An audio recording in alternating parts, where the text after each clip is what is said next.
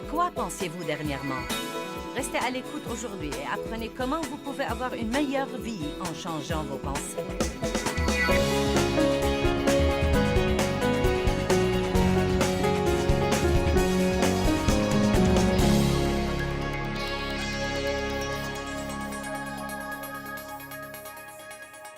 J'ai intitulé ce message ce soir « À quoi pensiez-vous dernièrement ?» Vous savez, si nous faisons un petit inventaire des choses auxquelles nous pensions dernièrement, nous pourrons rapidement faire le rapprochement entre ce qui se passe dans notre vie et ce qui se passait dans notre pensée. J'allais à l'église pendant des années et personne ne m'a jamais dit que mes pensées avaient un rapport avec ma vie. Je ne savais pas que je pouvais penser mes pensées ou choisir mes pensées.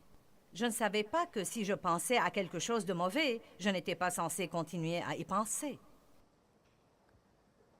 Je crois que c'est dommage de s'asseoir sur les bancs d'église semaine après semaine sans qu'on nous apprenne les choses qui vont nous aider dans notre vie pratique de tous les jours. C'est tellement merveilleux d'apprendre la doctrine. Nous devons tous avoir une saine doctrine, mais nous devons savoir comment vivre.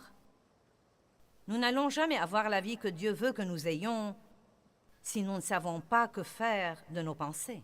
Proverbe chapitre 4, verset 23 dit « Garde ton cœur diligemment, car de lui sont les issues de la vie. » Maintenant, 2 ou 3 choses à ne pas manquer ici.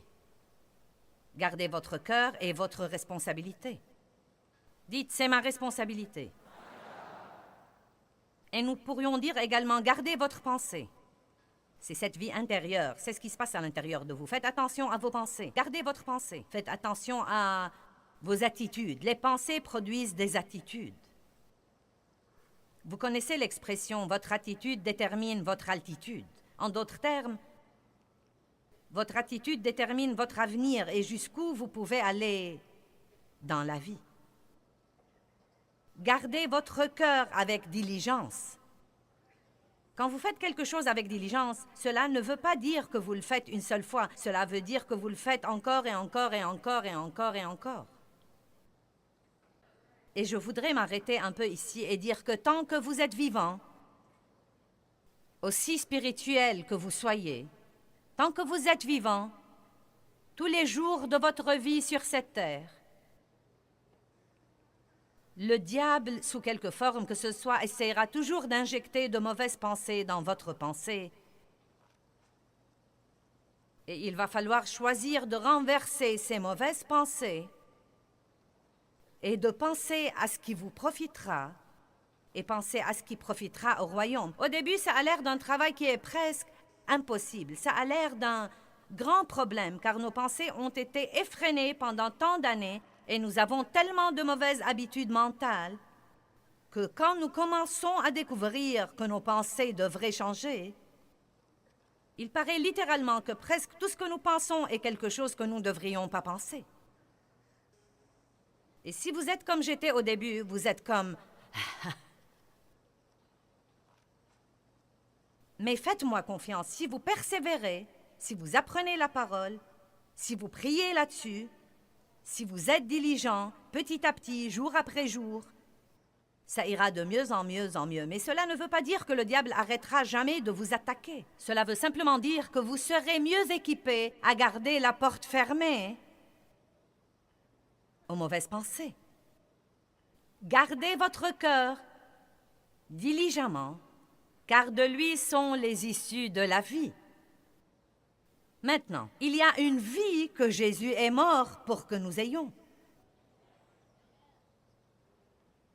Une vie spécifique qu'il est mort pour que nous ayons. Quand vous devenez chrétien, vous n'êtes pas censé garder votre misère et votre gâchis et y mettre maintenant une étiquette chrétienne. Donc, nous n'avons plus un gâchis normal, maintenant nous avons un gâchis chrétien. Maintenant, nous n'avons plus une misère normale, maintenant nous avons une misère chrétienne. Et nous savons tous évidemment qu'il y aura toutes sortes d'épreuves dans le monde. Mais j'aime la prière de l'apôtre Paul. Il a dit « Mon but déterminé est de le connaître et la puissance de sa résurrection qui me ressuscite d'entre les morts, même pendant que je suis dans le corps. Donc l'apôtre Paul dit que bien que nous soyons dans le monde et qu'il y aura des épreuves dans le monde, et bien qu'il y aura des gens difficiles à vivre et qu'il y aura des déceptions et qu'il y aura des pertes et qu'il y aura des tragédies, par le Christ et par la puissance de sa résurrection, nous pourrons trouver un endroit en lui pour vivre ici, mais vivre au-dessus du gâchis. Je ne vous promets pas de ne jamais avoir d'ennui si vous devenez chrétien. Mais ce que je vous promets, c'est que vous n'allez jamais avoir à essayer de résoudre vos problèmes tout seul. Parce que Dieu promet qu'une fois que vous le recevez dans votre vie, il ne vous laissera point et ne vous abandonnera point. Il sera avec vous sur les montagnes et dans les vallées, il sera avec vous dans le feu et dans les flots. Et notre pensée est très importante.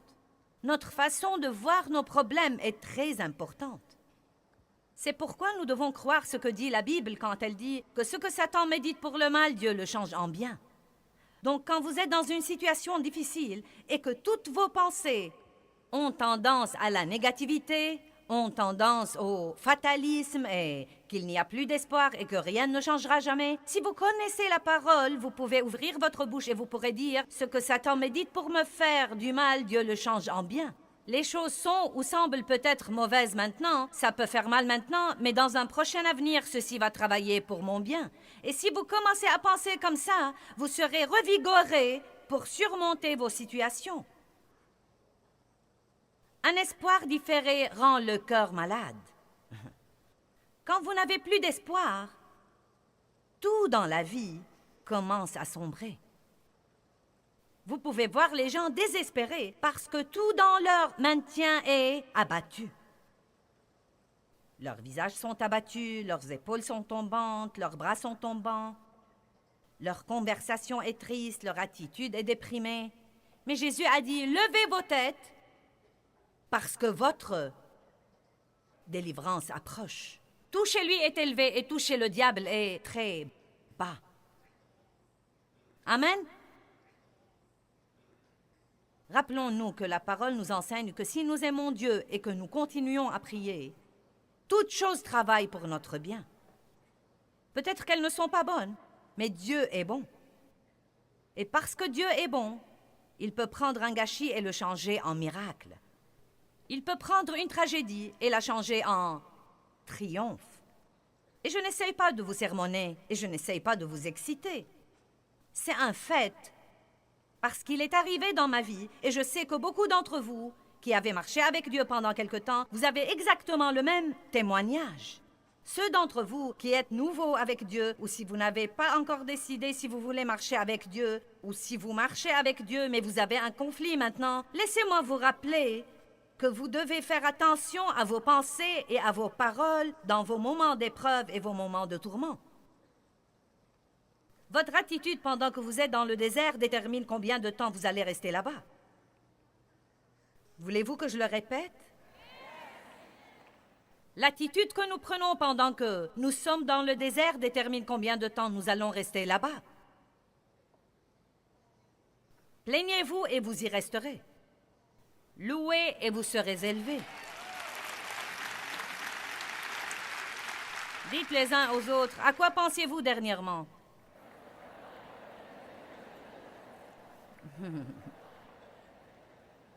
Maintenant, vous savez, une des choses tristes est, et j'enseignerai là-dessus plus tard, mais vous savez ce que certains d'entre vous, vous savez quelle était leur réponse? Rien. Puis-je vous dire quelque chose? L'espace vide est un endroit. Et les gens qui ont une pensée passive, qui sont écervelés et qui ne pensent à rien peut-être, ont un aussi grand problème que de penser de mauvais trucs. Parce que l'espace vide est un endroit et le diable cherche toujours quelque chose de vide qu'il peut remplir lui-même. Si vous restez occupé à faire de bonnes choses, le diable ne pourra pas remplir votre pensée de mauvaises choses. Bonjour. C'est pourquoi c'est important de rester occupé à aider les autres. C'est pourquoi c'est important pour vous d'être dans une sorte de travail de service dans le royaume de Dieu. C'est important que vous ayez le temps de vous reposer, mais il est aussi important de ne pas avoir du temps plus qu'il n'est nécessaire pour vous ennuyer et pour rester assis à ne rien faire ou vous allonger et penser simplement à ce qui ne va pas chez les autres. Nous devons rester occupés à nous servir et à nous entraider. 2 Corinthiens 10, s'il vous plaît. Ce soir, je dois essayer de poser de bonnes et de solides fondations sur l'importance de la pensée et l'importance de vos pensées parce que je ne veux pas supposer que tout le monde le sait. Il y avait une époque où je ne le savais pas et il se peut qu'il y ait des gens ici qui ne le savent pas. Et il y a certainement des gens qui nous regardent à la télé dans les parties différentes du monde qui n'ont jamais entendu dire que leurs pensées avaient quelque chose à voir avec ce qui se passe dans leurs circonstances. Car les armes de notre guerre, dit le verset 4, nous sommes dans une guerre. Pouvez-vous dire « je suis dans une guerre » ? Car les armes de notre guerre ne sont pas charnelles, les armes de la chair et du sang. Eh bien, si elles ne sont pas des armes physiques ou des armes charnelles, elles doivent être des armes spirituelles. Une arme naturelle, vous pouvez la voir, vous pouvez la prendre, mais une arme spirituelle, vous ne pouvez pas la voir. Vous avez des armes à utiliser contre l'ennemi, mais elles sont invisibles. Tout aussi puissantes, mais elles sont invisibles à l'œil naturel. C'est pourquoi tant de gens n'apprennent jamais à faire la vraie guerre spirituelle. Elles sont puissantes par Dieu pour le renversement et la destruction des forteresses. Le verset qui vient juste après nous dit que ces forteresses spirituelles ont en fait un rapport avec la pensée. Puis il dit, nous réfutons les arguments, les théories, les raisonnements, et où se passent tous ces trucs dans votre pensée? Vous vous disputez avec vous-même? Dieu vous a-t-il jamais mené à faire quelque chose et vous vous êtes sorti d'affaire en raisonnant? Les gens ont tellement de théories sur Dieu qu'ils ne peuvent pas croire en Dieu. Donc il dit, nous réfutons les arguments, les théories, les raisonnements et toute hauteur qui s'élève contre la vraie connaissance de Dieu, qui se trouve en réalité dans ce livre, la Bible. Et nous amenons toute pensée captive et toute résolution captive à l'obéissance de Jésus-Christ. Maintenant, si je peux vous le dire clairement, ce que vous devez faire, c'est que vous devez très bien connaître ce qu'il y a dans ce livre. Et ça va prendre du temps. Si vous voulez être un chrétien victorieux, il va falloir lire et étudier, et il va falloir également consacrer le temps, et il va falloir investir le temps pour vous instruire. Y a-t-il quelqu'un ici qui voudrait aller chez un médecin qui a juste prié une prière pour devenir médecin et il est allé accrocher une plaque? Voudriez-vous aller chez un dentiste comme ça? Non, mince alors, quand nous voulons demander l'aide de quelqu'un, nous cherchons des professionnels. Nous cherchons des gens extrêmement instruits. Nous cherchons les gens qui sont expérimentés. Vous savez quoi? Vous pouvez prier la prière du pécheur et si vous êtes vraiment sincère, vous pouvez inviter Jésus à votre cœur et vous pouvez aller au ciel strictement grâce au sang du Christ et parce que vous croyez en Jésus et que vous lui avez livré votre vie. Mais vous ne marcherez pas dans la victoire ici-bas si vous n'apprenez pas ce qu'il y a dans ce livre. Vous ne marcherez pas dans la victoire pendant que vous êtes là, si vous n'apprenez pas ce qu'il y a dans ce livre, et non seulement l'apprendre, mais encore le pratiquer dans votre vie. Vous pouvez même venir aux réunions, aller à l'église et écouter la parole, et vous pouvez avoir tellement de trucs écrits et soulignés, et des étoiles et des croix, et tellement de couleurs dans votre Bible, que vous avez l'air, non mais, d'un théologien de l'église. Mais cela ne veut pas dire que vous savez quoi que ce soit. Le seul moyen de savoir si nous savons quelque chose, c'est de voir ce que nous faisons. Amen. Vous devez savoir ceci. Et quand vous le savez, à ce moment-là, quand une pensée qui n'est pas en accord avec ceci entre dans votre pensée, vous saurez que c'est un mensonge. Vous saurez que c'est une tromperie. Vous saurez que c'est Satan qui cherche à s'introduire dans votre vie. Et ensuite, vous prenez la décision, je ne vais pas penser à ça. Vous renversez ces imaginations et ces théories et ces raisonnements et vous amenez toute pensée captive à l'obéissance de Jésus-Christ. Eh bien, je ne sais pas comment faire ça. C'est pourquoi nous sommes là. Une des choses que j'essaye d'apprendre aux gens, si vous pensez à quelque chose et que vous dites quelque chose d'autre à haute voix, cela interrompt cette pensée. Et donc, si vous n'en êtes pas encore au point où vous pouvez arrêter de penser à quelque chose, à ce moment-là, quand vous pensez à ce qu'il ne faut pas, dites ce qu'il faut, et cela interrompra cette pensée et vous pouvez ensuite penser à quelque chose d'autre. C'est pourquoi il est important de connaître la parole de Dieu et d'apprendre à prononcer la parole de Dieu de votre bouche à haute voix. Quand le diable vous dit « c'est fini, tu l'as fait », tu as évidemment gâché ton avenir et ta vie. C'est fini pour toi. C'est dans ces moments-là que vous devez connaître Jérémie 29:11 et ouvrir votre bouche. Et vous devez dire, la Bible dit que Dieu a de bonnes pensées et de bons plans à mon égard et qu'il va me donner un avenir et une espérance. La Bible dit que je peux oublier ce qui est en arrière et me porter vers les bonnes choses qui sont en avant. Donc, diable, tu es un grand menteur. J'ai un bel avenir, bien que j'ai fait beaucoup d'erreurs. Mais si vous ne savez pas ceci, si vous ne le savez pas, vous allez dire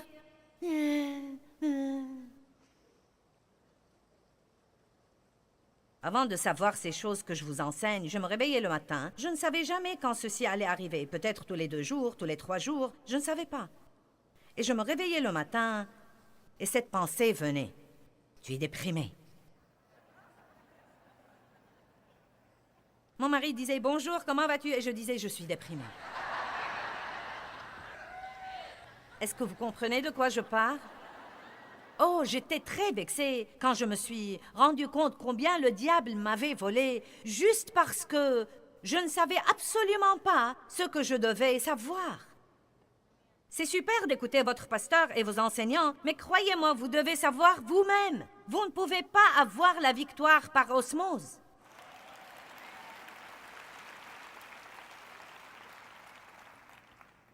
Satan cherche implacablement à construire des forteresses dans nos pensées.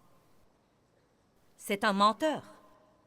Il ne fait que mentir ou déformer la vérité, et c'est en fait un mensonge.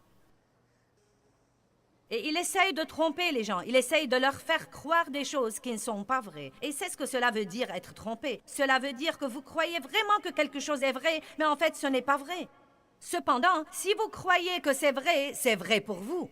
Et bien que ce ne soit pas vraiment vrai, cela devient votre réalité parce que c'est ce que vous croyez. Vous ne pouvez pas dépasser vos propres pensées. Là où la pensée va, l'homme suivra. Vos pensées vont au-devant de vous et elles préparent votre vie. Et si vos pensées sont négatives et nulles, vous aurez une vie négative et nulle. Si elles sont désespérées, vous serez désespéré. Si vos pensées sont des pensées misérables, vous n'aurez jamais rien.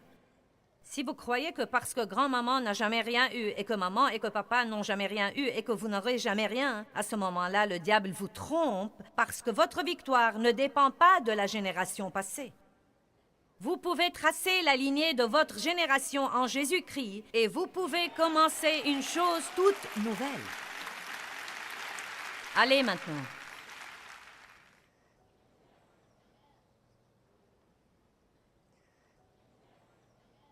Nous avons des armes avec lesquelles nous pouvons vaincre Satan.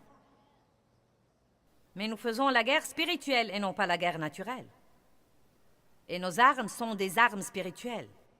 Nous ne pouvons pas faire cette guerre d'une façon normale. Nous ne pouvons pas frapper Satan ou l'étrangler ou le lier avec une corde ou le mettre en prison. Vous vous mettez en colère contre le diable et vous pensez... Allez, est-ce que ça vous fait cet effet comme... Et vous vous sentez si frustré et vous vous dites « Ah, si seulement je savais quoi faire !» Pour Pourtant, tout ce que nous devons faire, c'est de lire la Bible. Parfois, nous pensons « Oh, Dieu soit béni, je vais faire la guerre spirituelle ». Et nous nous énervons beaucoup et nous entrons dans un gros bon sens. C'est parti, je te réprime, Satan. Et nous marchons au combat. Eh bien, je ne te supporte plus, Satan. Vous savez quoi? J'ai réprimé jusqu'à épuiser les réprimes et j'avais toujours le même gâchis dans ma vie. Et j'ai crié après le diable jusqu'à en perdre ma voix et j'avais toujours le même gâchis dans ma vie.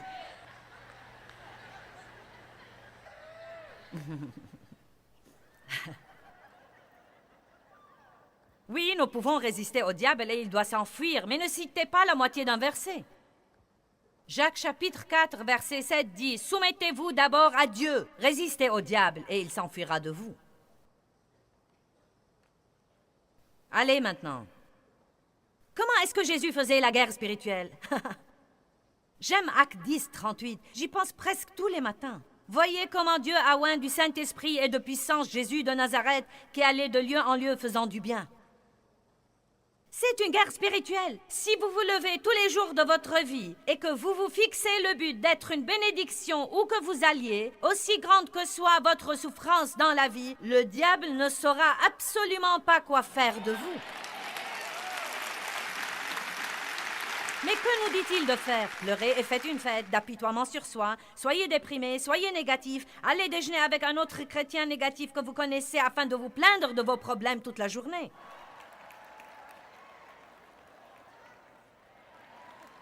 Je suis passée par tout ça et je suis toujours tentée de la même manière que vous. Je ne sais pas pourquoi nous prenons plaisir à raconter à tout le monde nos problèmes encore, et encore, et encore, et encore, et encore, et encore, et encore, et encore, et encore.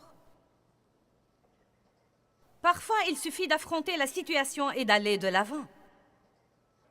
Une tragédie m'est arrivée il y a environ 2 semaines. Oh! C'était une des choses les plus terribles qui me sont jamais arrivées dans ma carrière d'auteur et de ministre. J'avais fini 25 000 mots d'un livre et quelque chose est arrivé à mon ordinateur qui, à ce qu'on m'a dit, ne devait jamais arriver. Ça ne devait pas arriver car il sauvegarde les documents sur le disque dur au bureau et quelque chose est arrivé et... J'avais travaillé là-dessus durant mars et avril, et quand j'ai repris le travail là-dessus il y a 2 semaines, 18 000 de mes 25 000 mots avaient disparu et n'étaient nulle part sur le disque dur, nulle part sur l'ordinateur, nulle part, nulle part, nulle part, nulle part. J'étais vraiment si vexée. Oh, j'étais si exaspérée, si frustrée. Eh bien, ensuite, j'ai dû raconter mon histoire à tous ceux qui m'ont côtoyée, comme je viens de vous la raconter. Et tous ceux qui nous appelaient, je la leur racontais. Et tous ceux qui nous visitaient, je la leur racontais. Et tous ceux qui montaient dans la voiture, je la leur racontais. Et ensuite, mon mari m'a prêché un court sermon de Joyce Meyer.